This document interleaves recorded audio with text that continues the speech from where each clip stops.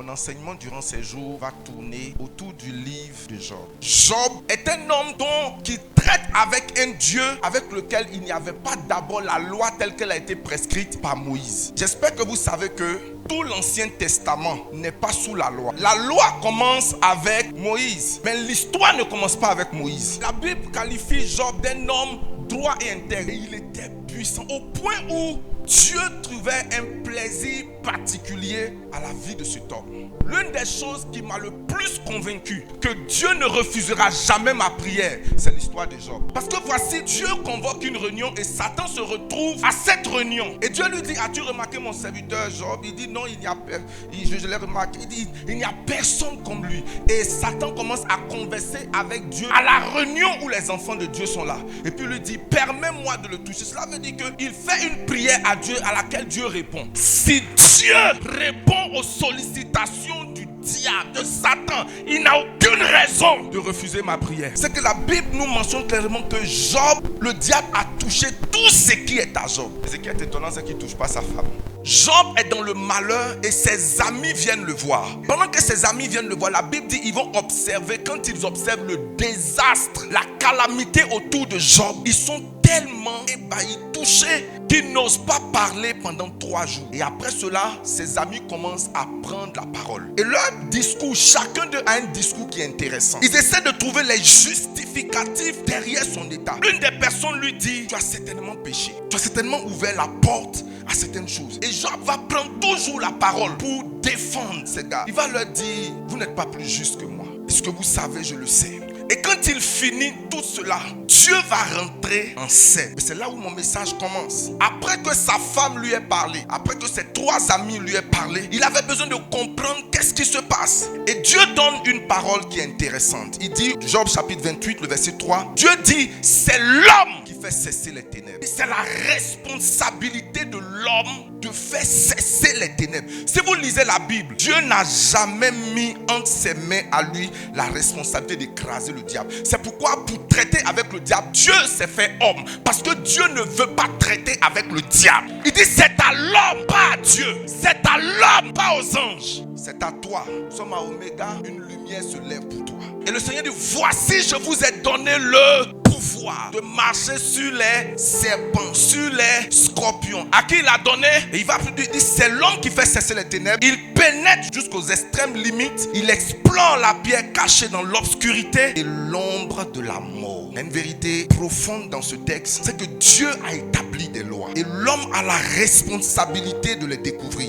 Les ténèbres ne cessent pas par hasard. C'est quoi les ténèbres? L'ignorance, la confusion, le chaos, l'oppression, les blocages, les mystères non résolus. Toutes ces choses symbolisent les ténèbres. Et Dieu dit qu'il fait peser sur l'homme, comme pour dire à Job, pour que les ténèbres prennent fin dans ta vie. Ce que Dieu fera, c'est de t'instruire, de te montrer le chemin, de te montrer la voie, de t'éclairer. Mais il ne va pas prendre la responsabilité de l'arrêter à ta place. Donc les ténèbres cessent par la connaissance. C'est pourquoi il dit, mon peuple est détruit pour une raison, par manque de connaissance. Donc nous souffrons en raison de notre ignorance. Ce que tu ne comprends pas te domine. Ce que tu comprends, tu le maîtrises et tu l'éclaires. Et quand Dieu finit de lui dire que c'est ta responsabilité, il lui donne donc le mécanisme. C'est vrai, tu es saint, tu marches dans la pureté. Mais la pureté n'est pas une excuse pour ne pas être frappé. Beaucoup de personnes droites souffrent entre les mains de l'ennemi. Beaucoup de personnes justes sont victimes des sorciers. Pourquoi? Pas parce qu'ils ne prient pas. Parce que chaque fois que Dieu interroge une personne, il pointe du doigt son problème. Demande à Job, connais-tu les lois du ciel? Il aurait pu lui demander, Job, as-tu prié? Mais il lui dit, Job, connais-tu les lois du ciel? Et il lui dit, règle-tu leur pouvoir sur la terre? Cela veut dire que ce que tu vis est fonction du spirituel. Règle-tu leur pouvoir sur la terre? Jésus reprend le même texte d'une certaine façon. Il dit, voici, je vous ai donné les clés. Tout ce que vous allez lier sur la terre sera comment? Les clés ici, c'est ce que Job appelle les lois. Donc il est possible que tu sois chrétien sans posséder les clés. Oh Job, ton problème, c'est qu'il y a un écart entre ce que tu dois savoir et ce que tu sais. Tu n'as pas compris le mécanisme et le fonctionnement de certaines lois qui sont supérieures. Bien aimé, il y a au minimum 3 plans dans la vie. Le physique, le spirituel et le mystique. Dans le physique, tu as besoin d'efforts, mais tes efforts peuvent être frustrés. Dans le spirituel, tu actives les forces, les énergies. Et dans le mystique, tu actives des décrets. Si tu ne fais que travailler pour devenir riche, dans le physique, il est possible que tu travailles comme un éléphant, que tu manges comme une souris. Je ne suis pas en train de mépriser, de sous-estimer le fait de travailler dans la première dimension que dans la dimension physique. Dieu est en train de dire à Job, tu as fait beaucoup de choses sur le plan physique. Ton problème, connais-tu les lois du ciel? Que sont les lois du ciel? Les lois du ciel sont des principes spirituels immuables, établis par Dieu pour gouverner tes bénédictions, ton élévation, la justice, la restauration, la bénédiction et la prospérité. Parce que les lois spirituelles font arrêter les ténèbres et font également venir la lumière. Le ciel fonctionne par des lois, pas par des émotions. Pourquoi est-ce qu'il est important de connaître les lois du ciel? Nous allons aller et chuter. La première raison pour laquelle nous avons besoin de connaître les lois du ciel, c'est parce que la prière seule ne suffit pas. Quand une loi est violée, la prière devient inefficace. Quand une loi est violée, tu peux prier avec toute ton énergie, toute ta force. Il n'y aura pas d'exaucement. La deuxième raison pour laquelle les lois spirituelles sont importantes, c'est parce que Satan exploite notre ignorance. Est-ce que vous savez que Satan n'agit pas partout? Il a un territoire géographique où il agit, ça s'appelle les ténèbres. Quand la lumière jaillit, ils vont là où il y a les ténèbres. Le diable ne peut pas résister là où il y a la lumière. Vous savez, les démons sont comme des cafards. Vous savez comment les cafards se comportent? Dans votre maison, les cafards vont toujours se mettre là où il y a le noir. Donc le diable se cache